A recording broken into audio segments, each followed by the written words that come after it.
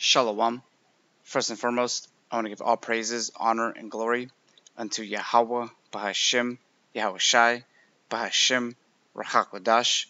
Double honors to the apostles of Great Millstone, and peace and salutations to the Akim who are tuning into these videos. And in this video, I want to speak about the leap of faith that we're about to go through in this ministry. Because, if you read the scriptures in the book of Revelation, speaking about the MLTB, and we know that all these things are pertaining to prophecy, and we're ultimately going to have to be faced with that option to either, go through the broad gate, let this devil do what he has to do with the MLTB, or deny that and trust in the Lord and disregard him and not bow down to the image of Baal. So I got a few precepts here, but I want to start at Ecclesiastes 2 verse 10. It says, "Look at the generations of old and see, did ever any man trust in the Lord and was confounded? Or did any abide in his fear and was forsaken? Or whom did he ever despise that called upon him?" And verse 11 says, "For the Lord is full of compassion and mercy, long-suffering and very pitiful, and forgiveth sins and saveth in time of affliction." And so that's the time of affliction that we're about to go through. Because you can see pretty much everything is starting to boil down to that. Before I was going to make this video, I was going to speak about some of an old article and an old video I was trying to find, but all those videos from just a few years back got deleted, and that's going into the famine of the word. And so you can't, in those trying times of Jacob's trouble, when the MOTB is presented unto you, you're not going to be able to rely on the internet like how you are right now. So right now is that grace period, but you can see that grace period is about to be shut. They're coming in harder and harder with their draconian legislations, and they're pretty much unveiling, they're showing everybody this MOTB, and it's only a matter of time before they start implementing it, just as it says in Revelation 13. But ultimately, us here in Great Millstone, and to people who believe in this wisdom, knowledge, and understanding, the doctrine, they've made their calling and election sure, by listening to these precepts and understand the doctrine. They received it, and this word washed them and cleansed them of the ways of this world. They're not going to trust in Esau. They're going to trust in Yahweh Ba'Shem Yahushai, because we understand that those who have trusted in him were not confounded.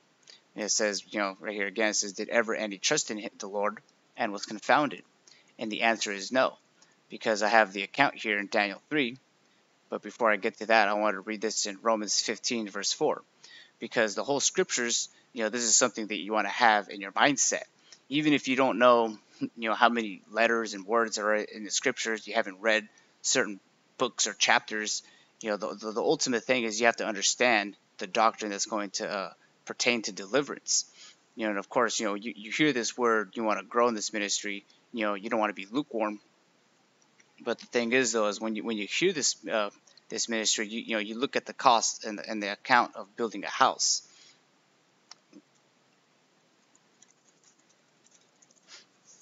So Yahushua said this in a parable about, you come into this ministry, you pretty much count the cost.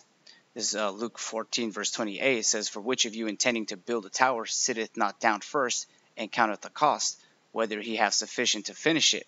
Lest happily after he hath laid the foundation and is not able to finish it, all that behold it being to mock him, saying, This man began to build and was not able to finish."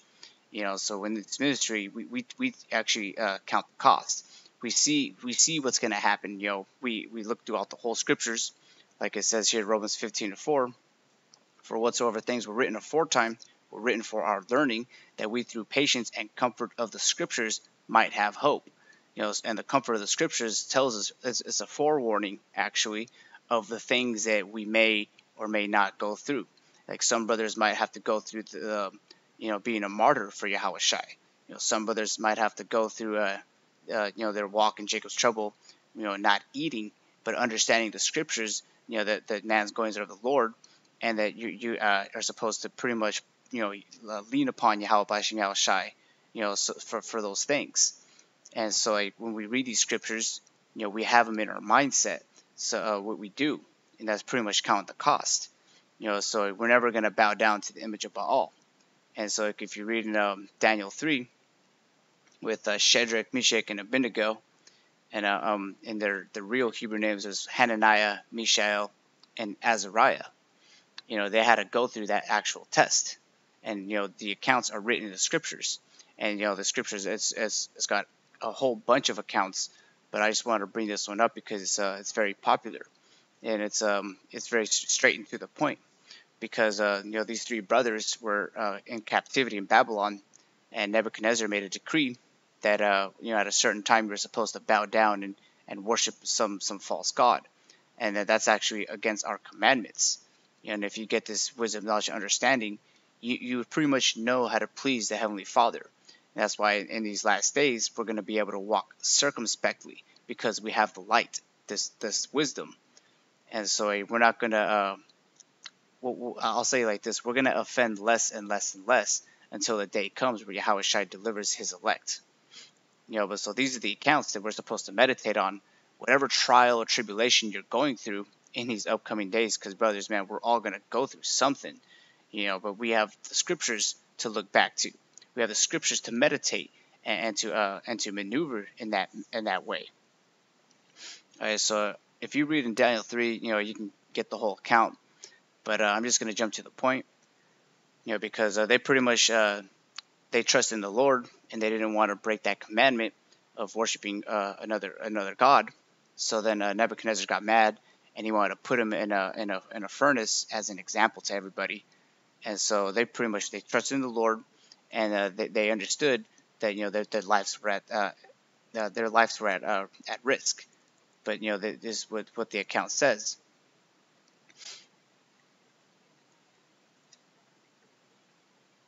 All right, so I'll just start at verse 22. All right, so Daniel 3 and 22, it says, "Therefore, because the king's commandment was urgent and the furnace exceeding hot, the flames of the fire slew those men that took up Shadrach, Meshach, and Abednego. And these three men, Shadrach, Meshach, and Abednego, fell down, bound into the midst of the burning fiery furnace. Then Nebuchadnezzar the king was astonished, and rose up in his haste, and spake and said unto his counselors, Did not we cast 3 men bound into the midst of the fire? They answered and said unto the king, True, O king. He answered and said, Lo, I see 4 men loose, walking in the midst of the fire, and they have no hurt. And the form of the fourth is like the Son of God." And where it says here the Son of God, that's actually speaking about Yahushua. He was there through the Spirit, taking care of his elect, and that's the what's pretty much what we're seeking after. So whatever a brother goes through, you have to understand that the angels encamp round about. Quick precept is Psalms 34 verse 7. It says, "The angel of the Lord encampeth round about them that fear him, and delivereth them. O taste and see that the Lord is good. Blessed is the man that trusteth in him. O fear the Lord, ye his saints, for there is no want to them that fear him." So going back to during Jacob's trouble, this devil Esau is going to try to give us the MOTB as a convenience. We're not going to have any wants from him, because we fear Yahweh B'Hashem Yahushai and his saints, for there is no want in them that fear him. So it doesn't matter if we haven't eaten for however many days, or he casts us into prison for 10 days. We're going to be faithful unto death, and the Lord shall fight for us. So this is back in Daniel 3, and let me see. I'll start at verse 27. It says, "And the princes, governors, and captains, and the king's counselors being gathered together." Actually, I'll start at 26. It says, "Then Nebuchadnezzar came near to the mouth of the burning fiery furnace, and spake and said, Shadrach, Meshach, and Abednego, ye servants of the Most High, Yahweh, come forth and come hither. Then Shadrach, Meshach, and Abednego came forth of the midst of the fire. And the princes, governors, and captains, and the king's counselors being gathered together, saw these men, upon whose bodies the fire had no power, nor was an hair of their head singed, neither were their coats changed, nor the smell of fire had passed on them." And you have to understand, like when you read these scriptures, you have to visualize it, and you have to resonate with it. You have to I'm trying to think of more phrases to say, But pretty much you got to put your shoes or your feet in those shoe steps right there. Put yourself in that position, and that's the power that we're dealing with here. Is Yahweh B'Hashem Yahweh Shai, who is able to kill and make alive. And if we do what He wants us to do, and He's going to protect us. He's going to have a hedge of protection around us. And so there's nothing that this devil can do against us. And so even to this account where he threw these three brothers into the fire, and you read it, their hairs weren't even singed. And verse 28 says, Then Nebuchadnezzar spake and said, Blessed be the God of Shadrach, Meshach, and Abednego, who hath sent his angel and delivered his servants that trusted in him, and hath changed the king's word, and yielded their bodies, that they might not serve nor worship any god except their own God, Yahweh B'Hashem Yahweh Shai. So that's a precept right here. It says, this is his servants that trusted in him. Going back to Ecclesiasticus 2:10. All right, so I wanted to read Psalms 91, but it's a long psalm, so I'll get to the point. But mainly, when you're meditating on these precepts, you're supposed to sing these psalms.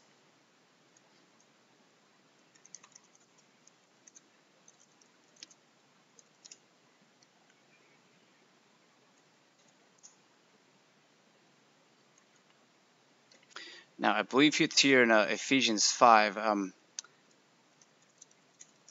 Just gonna get the whole thing. All right, so this is Ephesians 5, and I'll start at verse 15 just to get to the point. What I'm getting at is Ephesians 5 verse 15. It says, See then that you walk circumspectly, not as fools, but as wise, redeeming the time, because the days are evil. Wherefore be ye not unwise, but understanding what the will of the Lord is.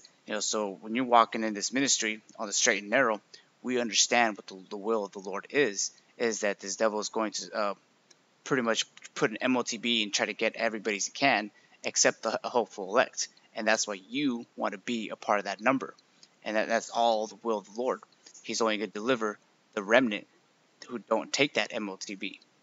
And verse 18 it says, And be not drunken with wine, wherein is excess, but be filled with the Spirit. And this is the point that I want to get at. Verse 19 says, Speaking to yourselves in psalms and hymns and spiritual songs, singing and making melody in your heart to the Lord, giving thanks always for all things unto the Most High and the Father, in the name of our Lord Yahweh Shai HaMashiach. So when you're in these scenarios, even right now, you got to wake up and go to work tomorrow. You need to lean upon the Lord. You have to understand that if it wasn't for Him, you'd be out of here, pretty much.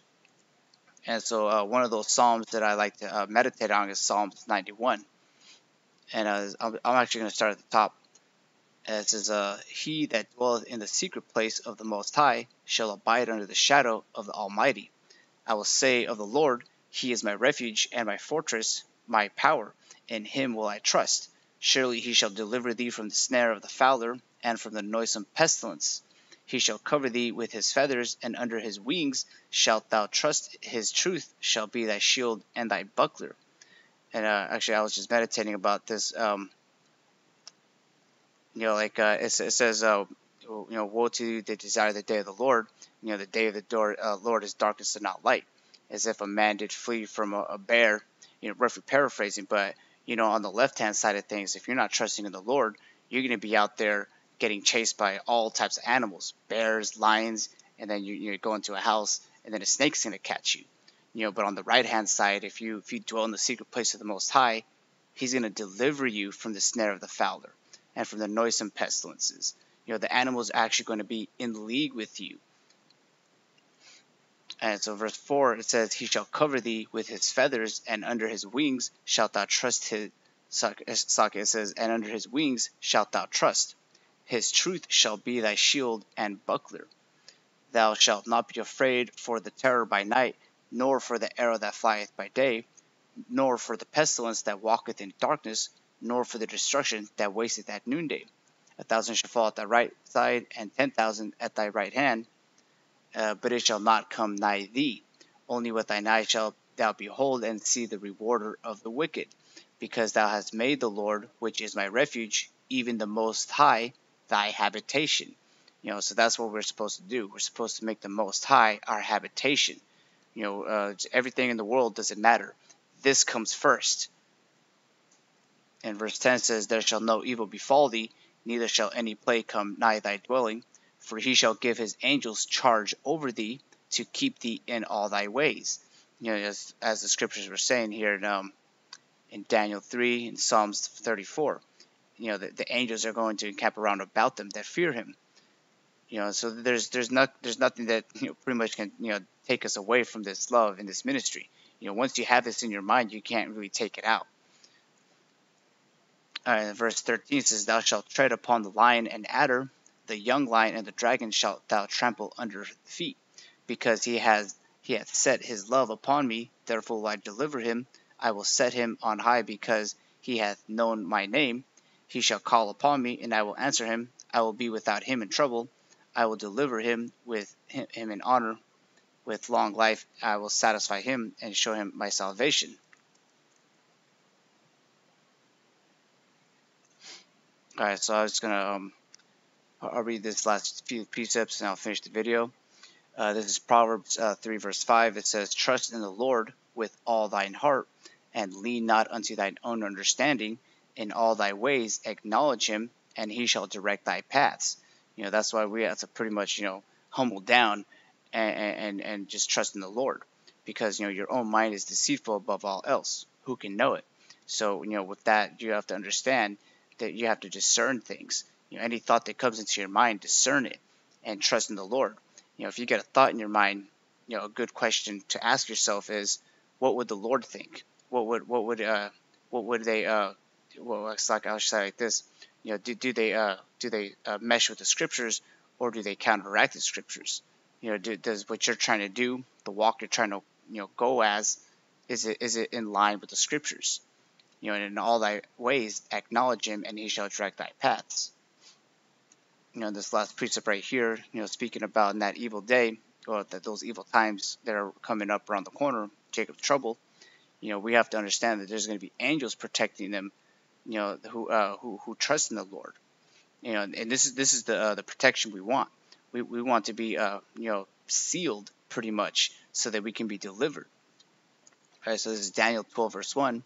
It says, And at that time shall Michael stand up, the great prince, which standeth for the children of thy people, and there shall be a time of trouble, such as never was since there was a nation, even to that same time. And at that time thy people shall be delivered, every one that shall be found written in the book. The ones written in the book are the ones of the hopeful elect, the 144,000 that are spoken about in Revelation 7.